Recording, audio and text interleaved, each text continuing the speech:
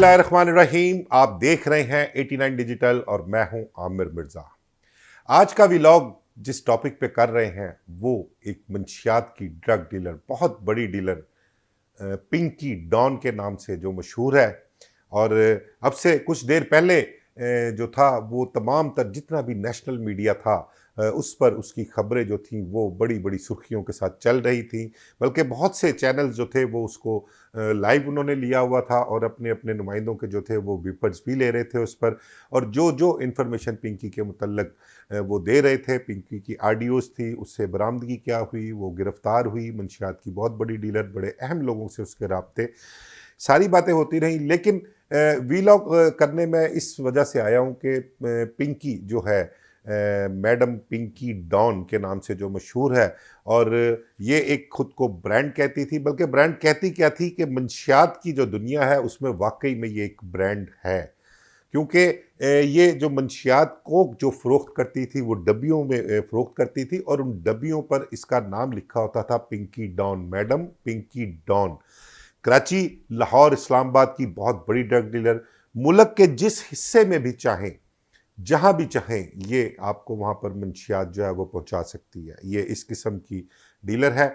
और इसके मुतल्लक जो दावे किए जा रहे हैं गिरफ्तारी के हवाले से वो भी मैं आपके साथ शेयर करूंगा, और जितनी भी इंफॉर्मेशन आपके साथ शेयर करूंगा पिंकी डॉन के हवाले से, वो तमाम की तमाम जो है वो एक्सक्लूसिव है। ये वो इन्फॉर्मेशन है जो अभी तक ना नेशनल मीडिया पर मैंने सुनाई दी, किसी ना सुनी है।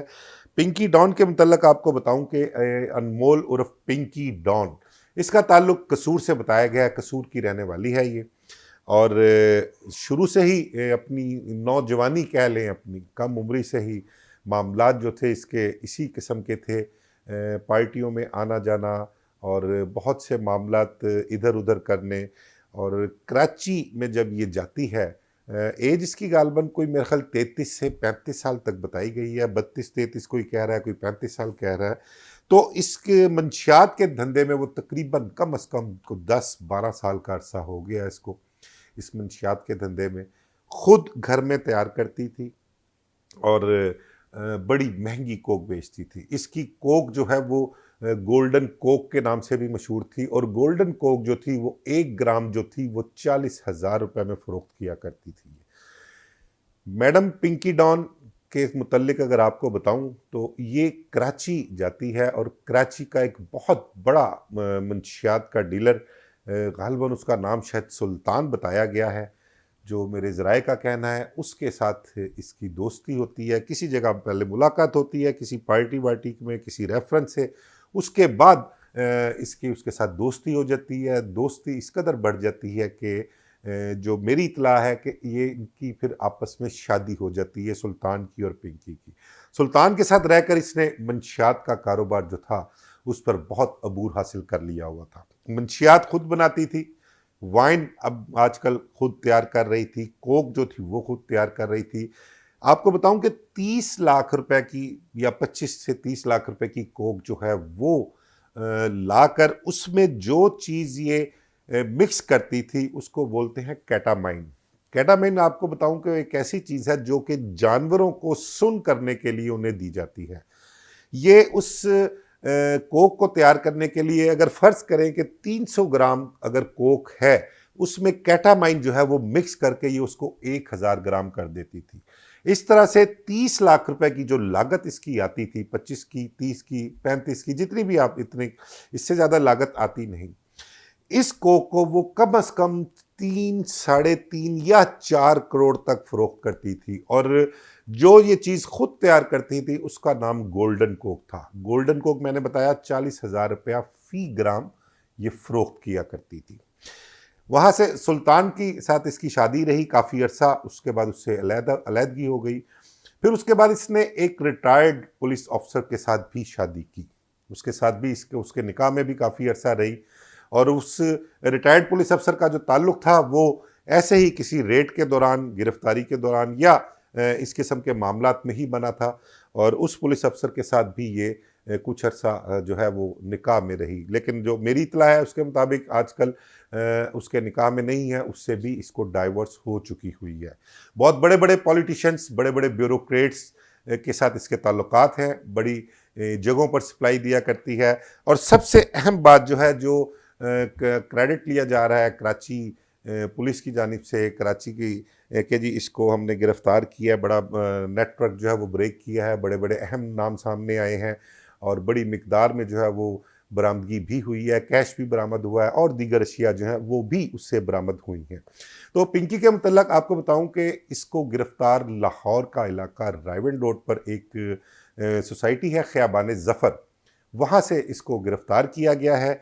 हसास इदारे के अफसरान जो थे वो और कराची पुलिस आए हैं और लाहौर वालों की नाक के नीचे से उसको उठाकर ले गए। पहले वहाँ पर जाते हैं, उसकी रैकी करते हैं, रैकी करने के बाद फिर वहाँ पर रेड करते हैं। रेड करके जब इसको वहाँ से उठाया जाता है तो इसके घर से कोई 3 या 4 गाड़ियाँ होती हैं, वो भी लेते हैं। गाड़ियों में से जो जो अशिया मिली, जो जो सामान मिले वो अलहदा, लेकिन इसको यहाँ से फौरी तौर पर कराची मुंतकिल करना जो था वो मकसूद था, पुलिस को भी और हसास इदारों को भी। यहाँ पर किसी को इतला नहीं की गई उसकी गिरफ्तारी के लिए, उसके रेड के लिए, लेकिन जो मेरे ज़राए हैं उनका कहना है कि जो हसास इदारे हैं उन्होंने यहाँ पर जो उनका ऑफिस है उनके इल्म में ये मामला था कि उन्होंने यहाँ से एक बड़ी मंशियात की डीलर है पिंकी डॉन, उसको गिरफ्तार करना है। उसके लिए वहाँ पर उन्होंने रेड किया और जिस रात इसको गिरफ्तार किया उसी रात उसको यहाँ से कराची मुंतकिल कर दिया, वहाँ पर ले गए। अब इसके मुतल्लिक लोगों को तो पता नहीं था कि ये कौन है। बात जब निकलती है उस वक्त लोगों को पता लगता है जब इसको अदालत में पेश किया जाता है, अदालत में इसका प्रोटोकॉल देखा जाता है, हाथों में हथकड़ी नहीं, इसकी फिर एक वीडियो जो ऑडियो थी वो वायरल होती है, उसमें इसकी गुफ्तगू सुन के लोग हैरान रह गए। वज़ीर दाखिला ने फिर इसका प्रोटोकॉल देखा, जो कुछ अदालत में हुआ उसका उन्होंने नोटिस भी लिया, फिर उनको बयान भी देना पड़ा कि इसके ख़िलाफ़ हम कार्रवाई करेंगे, जो जो नाम सामने आ रहे हैं उनको भी गिरफ़्तार करेंगे, इस पर एक GIT बननी चाहिए। तो आपको मैं बताऊं कि ये लाहौर, इस्लामाबाद और कराची की बहुत बड़ी मंशियात की डीलर थी। इसने राइडर्स रखे हुए थे, लोगों से पैसा जो था वो मुख्तलिफ ऐप्स के ज़रिए मंगवाती थी और कम अज़ कम जो मेरी इत्तला है कोई 150 से 200 शॉप्स वाले जो हैं वो इसके जानने वाले थे, जहाँ पर ये इन मंशियात का पैसा मंगवाया करती थी। और इसके अलावा राइडर्स की एक बड़ी तादाद इसने रखी हुई थी। एक राइड का ये 1000 रुपया एक राइडर को देती थी, जो कि इसने मंशियात किसी को डिलीवर करनी थी, वो मंशियात किसी जगह पर ये रखती थी, उस राइडर को कहती थी कि वहाँ से वो एक पैकेट रखा हुआ है, वो उठाकर फलां एड्रेस पर आप डिलीवर कर दो। तो राइडर जो थे वो 10-10, 15-15 हज़ार रुपया डेली का कमा रहे थे इससे। इसने भी बहुत पैसा कमाया। मैंने आपको बताया ना कि ये 25-30 लाख रुपए की इन्वेस्टमेंट जो थी, उससे कोई 3 से 4 करोड़ रुपए की मंशियात जो थी ये वहाँ पर फ़रोख्त करती थी और वहाँ पैसे कमा रही थी। लाहौर में इसने रिहाइश रखी हुई थी रायवन रोड पर और यहाँ से इसको गिरफ़्तार किया गया, गिरफ़्तार करके इसको कराची ले जाया गया। और अब जब नेशनल मीडिया पर इस चीज़ को बहुत ज़्यादा उठाया गया और इसको दिखाया गया, तो उसके बाद सिंध हुकूमत को भी होश आई और जो वज़ीर दाखिला हैं उन्होंने भी क्रेडिट लेना शुरू किया इसका कि ये एक बहुत बड़ी कार्रवाई है और मंशियात का बहुत बड़ा नेटवर्क जो है वो उन्होंने ब्रेक किया है। तो वज़ीर दाखिला साहब को ये भी सोचना चाहिए कि मंशियात का नेटवर्क तो उनके कराची में बहुत बड़ा है। अभी माजी में एक बहुत बड़ा केस हुआ था अरमगान कुरैशी का, जिसमें एक जो हमारे अदाकार थे, बहुत बड़े मारूफ अदाकार हैं, उनका एक बेटा था, वो भी उस मंशियात फरोशी में गिरफ़्तार हुआ था। इस केस में उसको भी अरेस्ट किया गया था। एक बहुत बड़ा, इससे ज़्यादा बड़ा नेटवर्क था वो मंशियात फरोशी का जो ब्रेक किया था, लेकिन उसमें कुछ हुकूमती अशराफिया जो थी उनकी औलादों के नाम भी थे, कुछ ब्यूरोक्रेट्स थे, उनके फैमिली के लोगों के नाम थे। तो इस वजह से उसमें कोई कार्रवाई नहीं की गई, बल्कि उसकी जो अदाकार का बेटा गिरफ़्तार हुआ था उसकी बेल भी हो गई थी और जो अशराफियाँ हैं उनकी औलादें जो थीं वो फ़ौरी तौर पर पाकिस्तान से बाहर उनको भिजवा दिया गया था। तो वो पहले उस पर तो तवज्जो देते, उस नेटवर्क को जो ब्रेक किया था उसको तो मंतकी अंजाम तक पहुँचाना चाहिए था। तो अब इस पे जो क्रेडिट लेने के लिए वो आए हैं। बहरहाल ये मंशियात फ़रोश पिंकी डॉन अब से नहीं 10 से 12 साल से इस मकरूह धंधे में मुलव्विस है, वो ये धंधा कर रही है।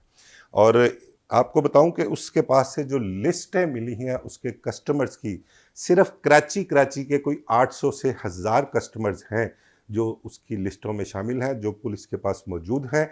और इस हवाले से उससे मज़ीद भी तफ्तीश की जा रही है कि कौन कौन से पॉलिटिशियंस हैं, कौन कौन से ब्यूरोक्रेट्स हैं जहाँ जहाँ उसकी सप्लाई जाती थी। बड़े बड़े खौफनाक इंकशाफात मुतवक्को हैं अगर उससे सही तरीके से तफ्तीश की जाए।